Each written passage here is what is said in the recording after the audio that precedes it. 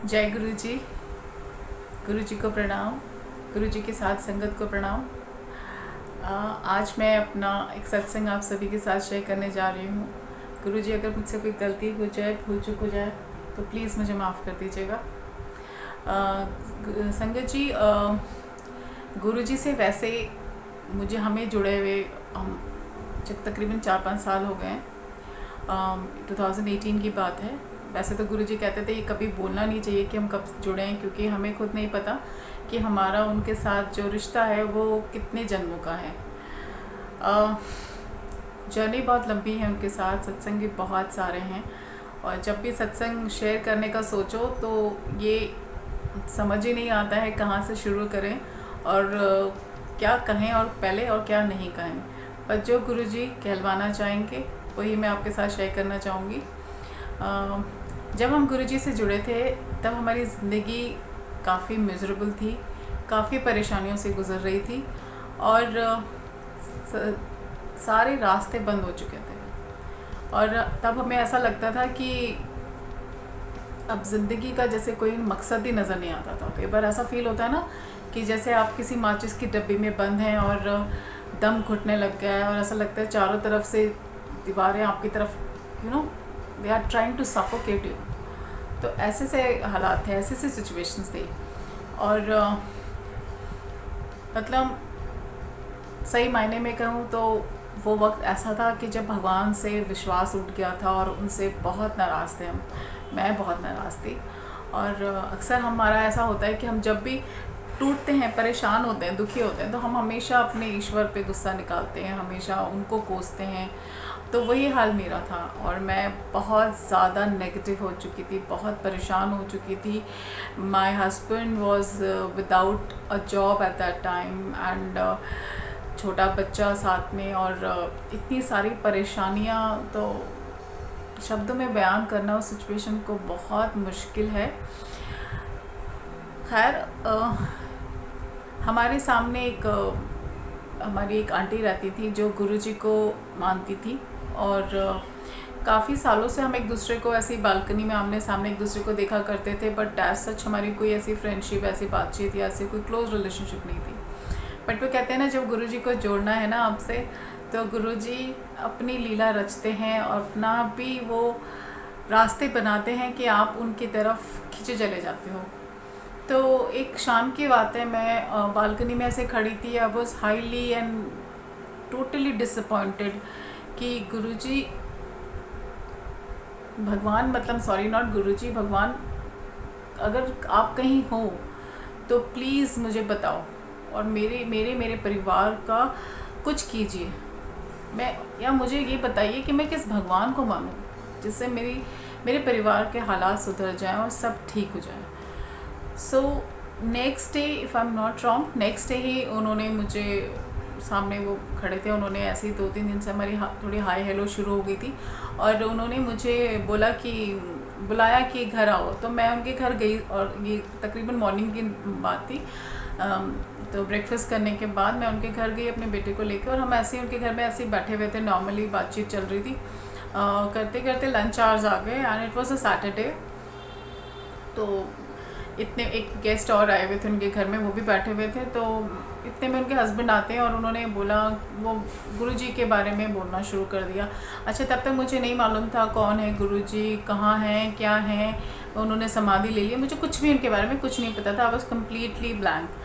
तो उन्होंने बोला कि भाभी, आपको पता है मेरे गुरुजी हैं, और अगर वो नहीं होते ना तो मैं आज रास्ते पे हो जाता, मेरा बिज़नेस सब चौपट हो जाता।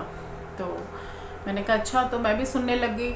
लेकिन आप किसी को कहते हैं ना, आपके अंदर कितना भी तकलीफ़ चल रही हो ना दुनिया में, आप नहीं किसी को बोल सकते कि आप किस परेशानी से गुजर रहे हो। तो मुझे ये था कि यार क्या बोलूँ मैं इनको।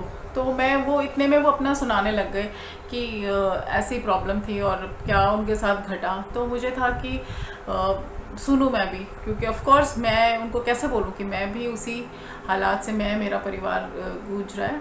तो उन्होंने बोला कि उन्होंने भजन वजन लगाने शुरू कर दिए। तो इतने में खाना रेडी हो गया। भाभी ने बोला अब खाना वाना सब यहीं पे करके जाना।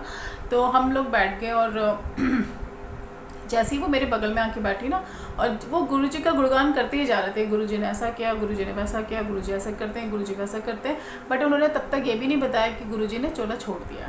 तो बातचीत चलती रही, एंड सडनली ना जैसे वो मेरे बगल में बैठी आंटी, तो पूरा जो इतनी ज़ोरों से जो मोगरे की और गुलाब के चंदन की जो खुशबू होती है ना, उससे पूरा माहौल जो कहते हैं ना इतना महक उठा ना, कि मैं उनको ना ऐसे अगल बगल झांक के ना ऐसे स्मेल करने लगी कि ये क्या स्मेल आ रही है। मुझे लगा शायद ये कोई परफ्यूम वफ्यूम छिड़क कर आई होंगी। तो उन्होंने मुझे ना ऐसे पलट के देखा और उन्होंने मुझसे पूछा कि क्या हुआ, क्या स्मेल कर रही हो। मैंने उनसे कहा भाभी बहुत अच्छी स्मेल आ रही है, बड़ा बढ़िया परफ्यूम लगाया आपने। तो वो मुस्कुराई और उन्होंने मुझे बोला अरे वाह, तुम्हें तो गुरुजी खुद लेने आ गए, चलो आज हम बड़े मंदिर जा रहे हैं, तुम भी हमारे साथ चलो। तो मैंने कहा अच्छा। अब देखिए, जब आप हालात आपके ख़राब होते हैं ना, जब आपके कोई मदद नहीं कर रहा होता, ना इंसान, ना भगवान, ना रिश्तेदार, ना कोई, तो आप ना हर मौके को ना ऐसे लपक लेते हो। मेरा भी हाल कुछ वैसे ही था। तो लेकिन अब प्रॉब्लम थी कि हस्बैंड जाने देंगे कि नहीं, क्योंकि यूजुअली हम लोगों के जो आजकल के बाबाओं का जो इम्प्रेशन हस्बैंड्स फैमिलीज़ पे पड़ा हुआ है वो बहुत नेगेटिव है। खैर, मैंने अपने हस्बैंड को मैसेज भेजा और ना सबसे पहले मैंने उनसे यही बोला कि देखिए मैं आपसे ना कुछ पूछूंगी ना, प्लीज़ मना मत करना।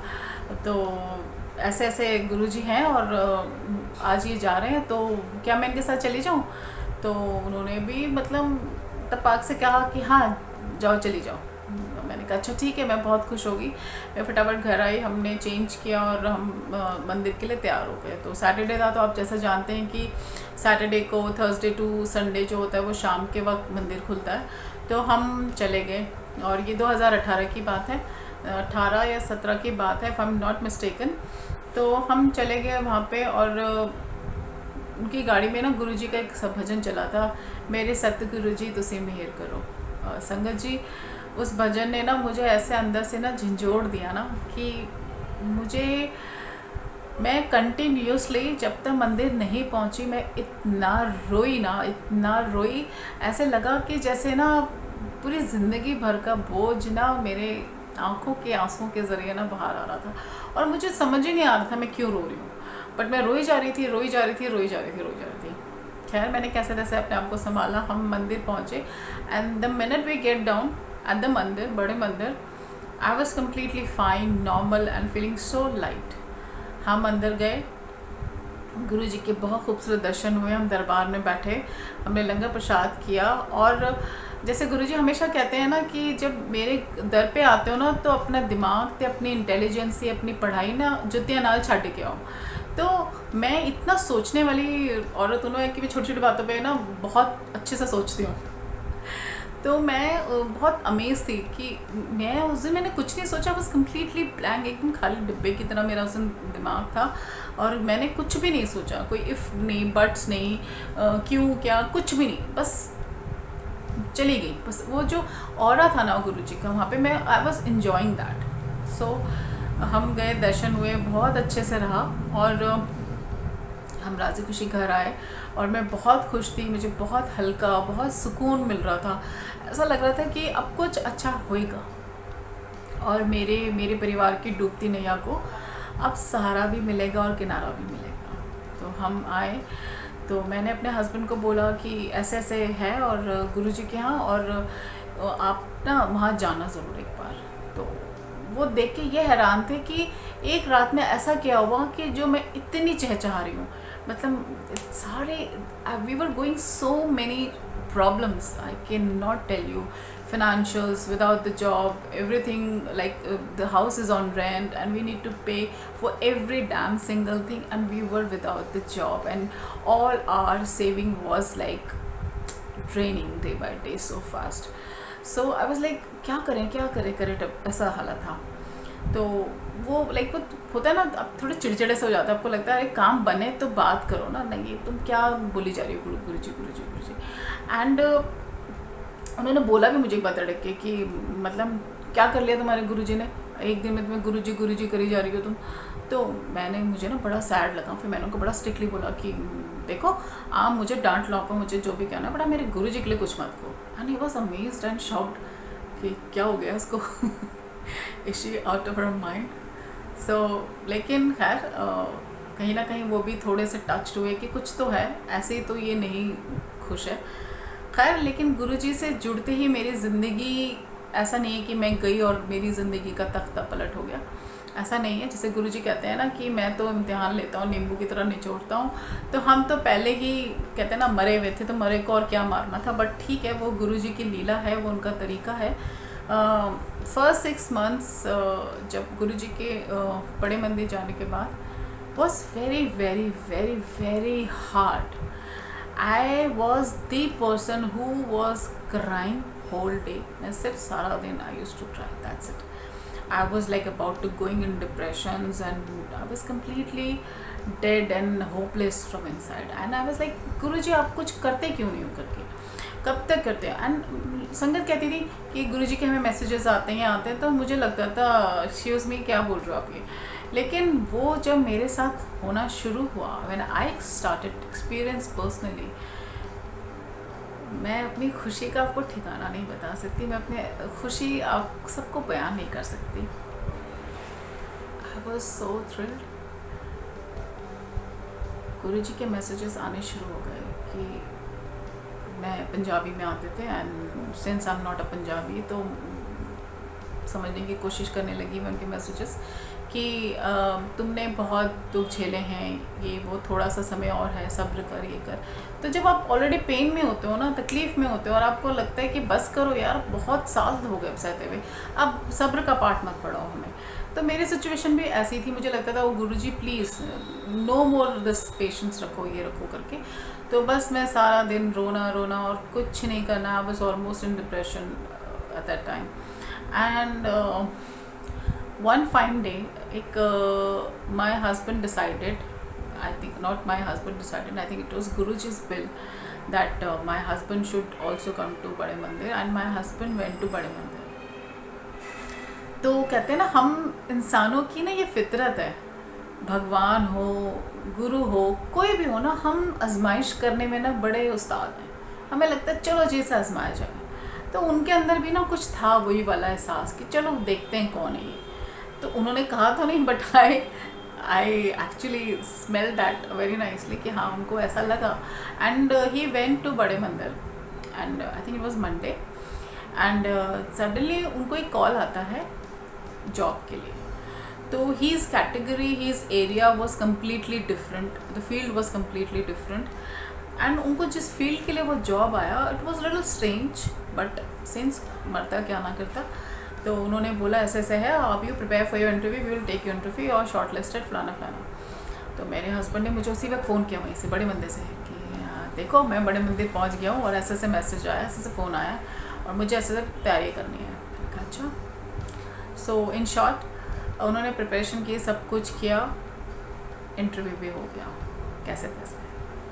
अब उन्होंने कहा कि हमें सेकेंड इंटरव्यू लेंगे और फिर हम आपको बताएंगे।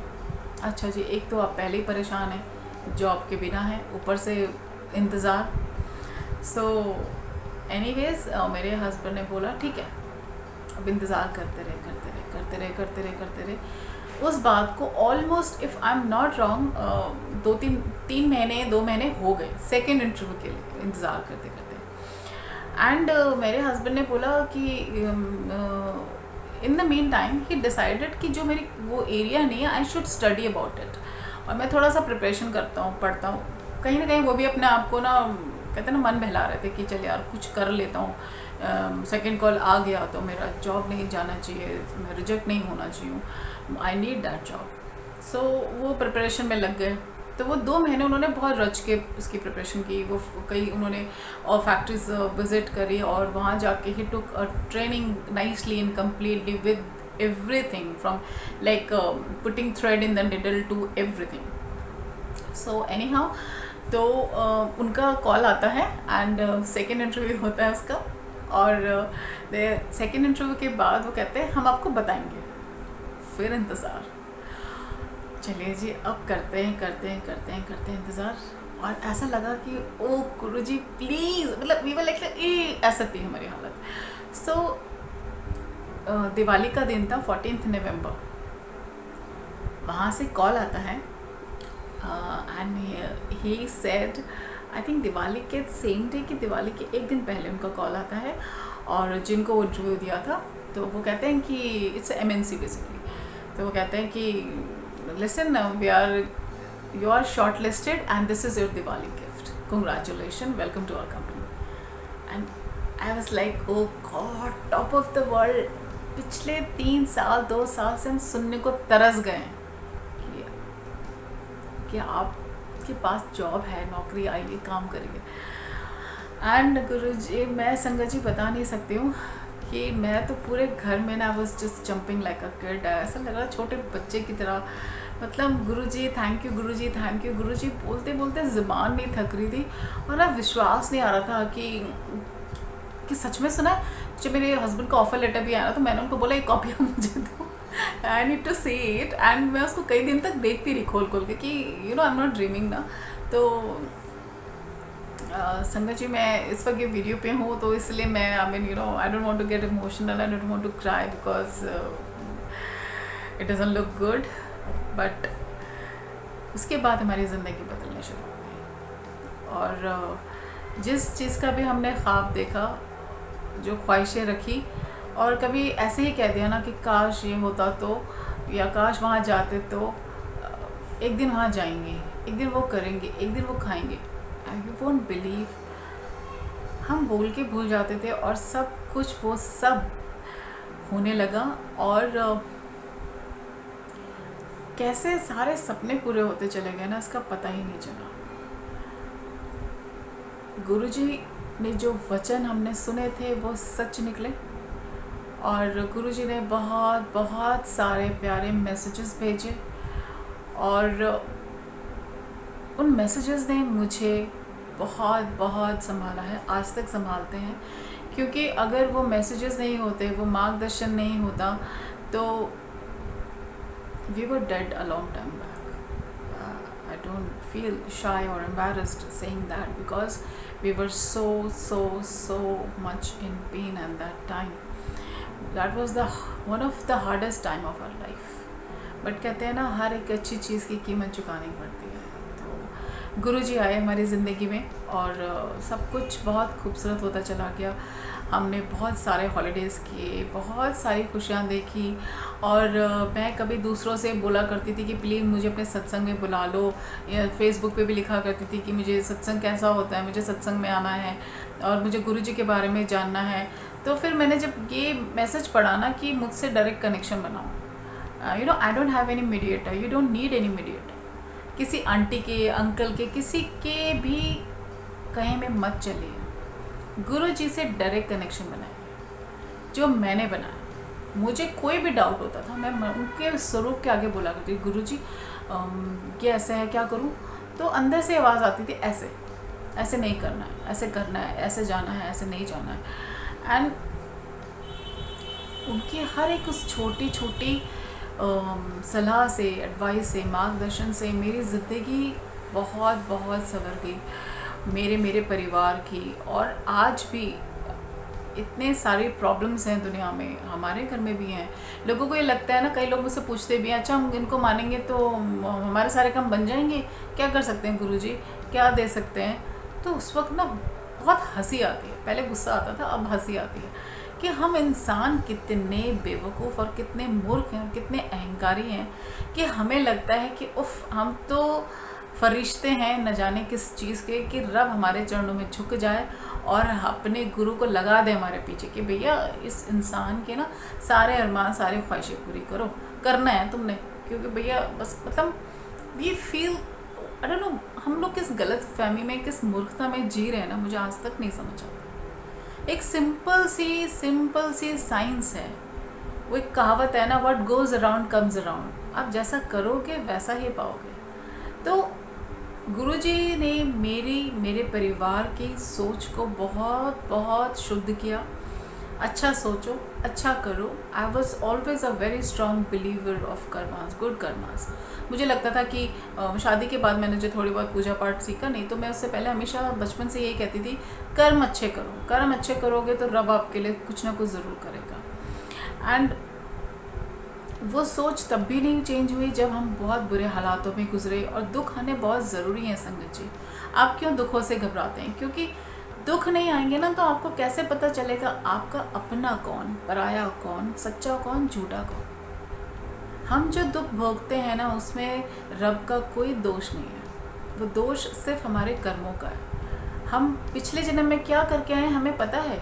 हम किसको मार के आए हैं, किसका कुछ चुरा कर आए हैं, किसको लूट कर आए हैं, हमें कुछ नहीं पता। बट जब हम मर जाते हैं, हमारी मृत्यु हो जाती है, तो वो जो कर्मों की सज़ा होती है ना वो अगले जन्म में कैरी फॉरवर्ड हो जाती है। आई नो ये कई बार ये साइंस समझना थोड़ा मुश्किल हो जाता है कि नहीं उसी टाइम किया पनिशमेंट तो तब मिलना ही, वही तभी मिलनी चाहिए थी, नेक्स्ट वो क्यों। सो अगर इसको जानने बैठेंगे तो इट विल टेक ईयर्स और डेकेड टू अंडरस्टैंड कि क्या, क्यों, किस लिए। तो इसलिए आप अच्छे कर्म करें। आज लोग कहते हैं कि नहीं गुरु ने हमें अपनाया है, गुरु ने ये किया है तो गुरु को हमारे लिए करना चाहिए। कर रहे हैं वो ऑलरेडी। रब तो हमें हर खुशी से नवाजे हुए हैं ना, चाहे हम अच्छे कर्म करें नहीं करें। लेकिन जब हम अपनी आदतों से, अपने पापों से, अपनी गलतियों से, अपनी हरकतों से बाज नहीं आते हैं ना, तब रब को ठोस कदम उठाना पड़ता है और तब हम चिल्ला पड़ते हैं। तब हमें भगवान याद आते हैं, पूजा पाठ, पंडित, ग्रह, पितृ, पता नहीं क्या क्या याद आ जाता है और हम दौड़ पड़ते हैं अंधाधुन इलाज कर रहे हैं कि भैया मेरा बेड़ा पार होना चाहिए। ऐसा नहीं है। कर्म अच्छे कीजिए, क्योंकि जब आप कर्म अच्छे करेंगे ना तो कर्म आपको कभी गिरने नहीं देंगे। आप टूटेंगे फिर खड़े उठेंगे, लेकिन आप वो कहते हैं ना, लोग छोटी छोटी चीज़ों में, टेंशन में आके सुसाइड कर लेते हैं, डिप्रेशंस में आ जाते हैं, परेशानी में आ जाते हैं। नहीं, हमें कैसे पता चले कि हमारा इम्तिहान है कि हमारी पनिशमेंट है? तो ये एक जगह मैंने पढ़ा था, शायद किसी सत्संग में सुना था, कि जब हमें पनिशमेंट मिलती है तो हम भगवान से दूर हो जाते हैं, उसे नफ़रत करते हैं, उसको छोड़ देते हैं और बस अंधेधुन दुनिया के सब बुरे काम करने लग जाते हैं। क्योंकि भाई हमारा तो कुछ अच्छा हुआ ही नहीं तो चलो बुरा करते हैं, जब बुरा ही होना है तो बुरा ही करते हैं। That's your punishment. लेकिन जब आप ये कहते हैं ना, आपके जब दुख आते हैं, तकलीफ़ आते हैं, आप भजन, सिमरन, पूजा पाठ में अपने प्रभु से जुड़ने लगते हैं, उसके गुणगान में ज़्यादा इन्वॉल्व होते हैं, उसको ज़्यादा पुकारना शुरू करते हैं, दैट इज़ द साइन कि वो आपका इम्तिहान ले रहा है। और रब उसी का इम्तिहान लेता है, सख्त इम्तिहान लेता है, जिस पे उसे सबसे ज़्यादा भरोसा होता है कि ये मेरा बच्चा ना टफ़ एग्ज़ाम भी दे लेगा, मुझे घबराने की ज़रूरत नहीं है। तो हमें अपने आप पे भले ही विश्वास हो या ना हो, बट उसे बहुत विश्वास है हम पे। गुरुजी ने मेरे परिवार के लिए क्या किया है इसे मैं कभी शब्दों में बयान नहीं कर पाऊँगी, इवन सत्संग में भी नहीं बयान कर पाऊँगी। एक बार का सत्संग है, मैं अपने घर में दिन में रोज़मर्रा के काम कर रही थी एंड कई दिनों से मुझे घर में ना गैस की स्मेल आती थी। तो मुझे लगा कि शायद मेरा वहम है, नीचे किसी और अपार्टमेंट्स में आ रही होगी और मुझे ऐसा वहम हो रहा है।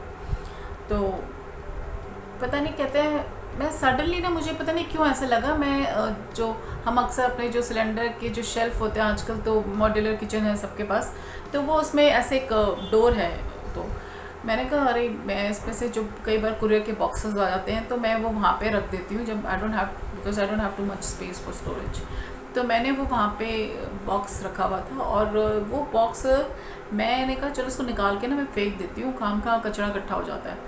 तो मैं वो बॉक्स निकालने के लिए जैसे ही मैंने वो शेल्फ़ खोला अपना, वो सिर्फ वो कार्टन को मैंने ऐसे खिसकाया है, तो जो गैस पाइप होती है ना, जो आप जो पाइप आ रही होती है गैस से, वो जो एक नोज़ल सा आता है ना, उस पर आप ऐसे अटैच करते हैं ना, तो वो जो पूरा टूटा पड़ा था और उसमें से इतनी ज़ोर से गैस निकली कि मैंने सिर्फ जय गुरुजी बोला और मैं बिना डरे मैंने उसका नॉब बंद किया और मैं बहुत शांति से मेरे हस्बैंड उस वक्त बेडरूम में बैठे हुए थे, काम कर रहे थे, तो मैं उनके पास गई।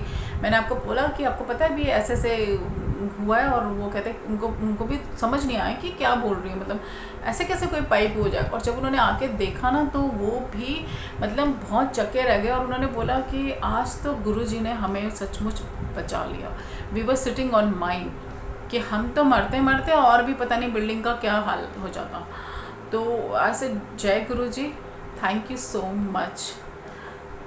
तो ऐसे ही अनेकों अनेक सत्संग हैं संगत जी कि गुरु कृपा इतनी है कि पूरी ज़िंदगी कम पड़ जाएगी उनकी बखान करने की। वो अपना काम कर रहे हैं, वो अपना काम करेंगे। मेरे भी बहुत से ऐसे इश्यूज़ हैं, ऐसी बातें कि मैं उनसे लड़ती नहीं हूँ, मैं उनसे रोती नहीं हूँ या मैं उन पर डाउट नहीं करती हूँ। कलयुग में 100% सरेंडर करना इट्स नॉट ईजी, ये गुरु जी भी जानते हैं। लेकिन एक माता पिता की तरह ना वो हमेशा, जैसे हम अपने बच्चों को कहते हैं ना, नहीं बेटा होएगा होएगा, ज़रूर होएगा, ऐसे ही वो हमसे कहते हैं सरेंडर करो, ज़रूर होएगा। वो जानते हैं इट्स नॉट पॉसिबल, बट वो हमें नेगेटिव नहीं करते हैं, वो हमें निराशा में नहीं बदलते हैं, वो हमें ये यकीन दिलाते हैं कि मेरे बच्चे तू कर सकता है, सरेंडर कर, ज़रूर कर, होएगा, आज नहीं तो कल होएगा। तो संगत जी, गुरु जी पे विश्वास कीजिए। गुरु जी हो या आप किसी भी रब को मानते हैं, अगर हमारे कर्म अच्छे नहीं है ना, हम आज लोग सेवा करने जाते हैं, बड़े मंदिर जाते हैं या कहीं भी सेवा पे पहुंचते हैं, वो बड़ा बखान करते हैं, जी मेरी बड़े मंदिर में सेवा लगी है, मैं सत्संग में गया था, मैंने ये किया, मैंने वो किया, मैंने ऐसे दान दिया, मैं ये कर रहा हूँ, मैं वो कर रहा हूँ। फिर वो कहते हैं यार हम तो इतना कुछ करते हैं फिर भी हमारा कल्याण नहीं होता, गुरु जी हमारे लिए कुछ नहीं करते, भगवान हमारे लिए कुछ नहीं करते। हम न जाने कितने जन्मों से ये बात सुनते आ रहे हैं कि पाठ, दान, सेवा हमेशा सीक्रेट होनी चाहिए, गुप्त होनी चाहिए, कि एक हाथ से देना तो दूसरे हाथ को पता नहीं चलना चाहिए। मगर आज तो लोग जब तक चिल्ला चिल्ला के 50 लोगों को बता नहीं देते ना कि आज हमने क्या किया है, तो तब तक उनको लगता ही नहीं कि हमने कुछ किया है। और वो उस वक्त वो क्या सोच के बोलते हैं या वो ये ज्ञान भूल जाते हैं। हम जब दान करते हैं, पाठ करते हैं या सेवा करते हैं, इसमें गुरु जी का कोई लेना देना नहीं है। हम गुरु जी पे एहसान नहीं कर रहे हैं, हम अपने आप पे एहसान कर रहे हैं।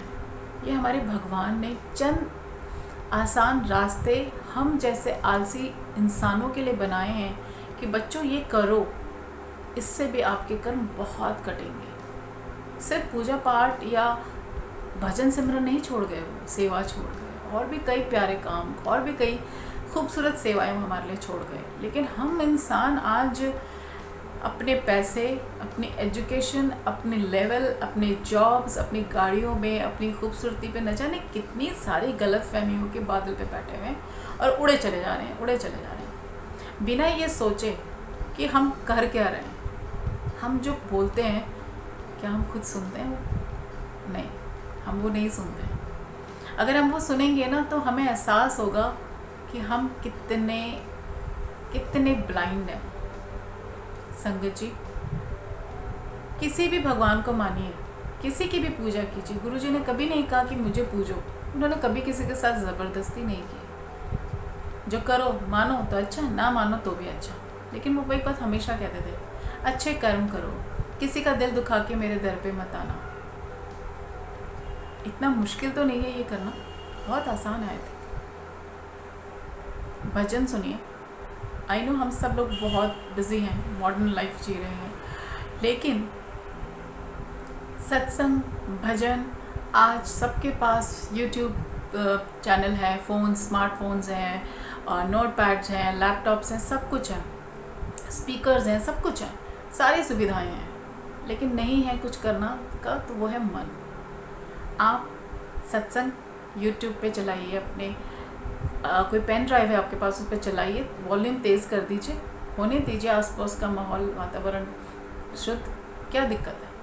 काम करिए अपने रोज़मर्रा के, अपने घर के काम निपटाइए, अपने जो भी काम हैं आपके सुबह शाम के, दिनचर्या है आपकी, वो आप रूटीन फॉलो करिए, क्योंकि वो आपका पहला सत्संग है, वो आपका पहला कर्तव्य है।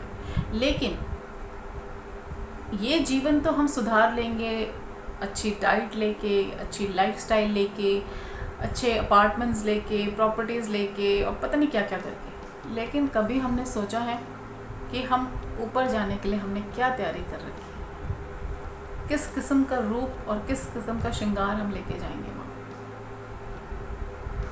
तो इहलोक की पर तो सोच लिया, ये लोक और परलोक दोनों ही हमें सुधारने हैं, और वो सुधारने की हमारे पास बिल्कुल भी फुर्सत नहीं है।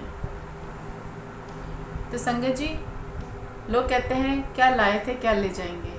मैं कहती हूँ हम कर्म भाग्य लेके आए थे, हम कर्म लेके जाएंगे। आप कितने भी बिज़ी हैं, लेकिन आप इतना तो कर ही सकते हैं ना कि आप किसी भी म्यूज़िक सिस्टम पे अपने मोबाइल पे भजन चला दीजिए, सत्संग चला दीजिए, सुनिए उनको। अगर 1 घंटे का सत्संग है या 15 मिनट का भजन है तो कुछ तो जाएगा ना आपके कानों में, कुछ तो होगा जो मन को और आत्मा को छुएगा। तो धीरे धीरे धीरे धीरे आपको उसमें रस आने लगेगा, आपको अच्छा लगने लगेगा। सत्संग ज़रूर सुनिए, क्योंकि सत्संग सुनाने वाले का भी भला और सत्संग सुनने वाले का भी भला। सारी दुनिया को सुनाइए, जो भी दुखी देखते हैं। और ये पेंडेमिक के टाइम पे तो कोई खुश नहीं है, तो इस टाइम पे तो हमें अपनी गुरु कृपा और भी चाहिए। तो गुरुमुख बनिए, उनका गुणगान करिए, ज़्यादा से ज़्यादा सत्संग शेयर करिए, ज़्यादा से ज़्यादा लोगों को गुरु जी से जोड़िए। ये भी बहुत बड़ी सेवा है, क्योंकि जब वो उनके ज़िंदगी के दुख कटेंगे ना आपके सत्संग सुन के, आपकी की भी छोटी सी सेवा करके, तो वो हमेशा आपको दुआओं में याद रखेंगे। जैसे मैं आज उन आंटी को हमेशा दुआ देती हूँ कि भगवान उनको, उनके परिवार को हमेशा खुश रखे। तो अच्छे कर्म कीजिए संगत जी, और भजन सिमरन कीजिए। और हाँ, एक इम्पॉर्टेंट बात, जब भी गुरुजी हमेशा कहते थे कि अमृत वेला उठा करो। अमृत वेला यानी जो ब्रह्म मुहूर्त होता है हमारा 3 से 5 का टाइम, उस टाइम पे उठना चाहिए। I know it's not possible, but आजकल हम इतने बिजी भी नहीं है कि नहीं उठ सकते हैं। रात को ज़रा जल्दी सोइए, सुबह जल्दी उठिए। वैसे तो नित नियम है, बहुत कुछ है, लेकिन मैं इसमें बिलीव नहीं करती हूँ। गुरुजी भाव देखते हैं, वो आपकी सारी मजबूरियाँ, सारे बर्डन, सारी रिस्पॉन्सिबिलिटीज़ को जानते हैं। आप हमारे सबके बहानों को भी जानते हैं। तो सुबह जल्दी उठने के रात को गुरुजी को बोलिए, गुरुजी मैं अमृत वेला करना चाहती हूँ या करना चाहता हूँ, प्लीज़ मुझे अमृत वेला बख्शना और मुझे सुबह ज़रूर उठाना। तो वो धीरे धीरे आपको उठाएंगे। और जब आप उठने लगेंगे ना, शुरू में आपको लगेगा अरे यार बस 2 मिनट पढ़ लिया, मंत्र जाप बहुत है, एक भजन सुन लिया बहुत है, मैं सो जाता तो अच्छा था, क्यों उठ गया यूँ।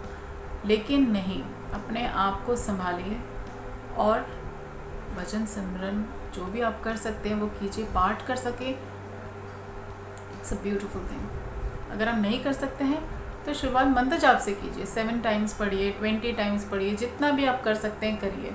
अपने गुरुजी से माफ़ी मांगिए, उन्हें शुक्राना बोलिए, जो हमेशा मैं करती हूँ।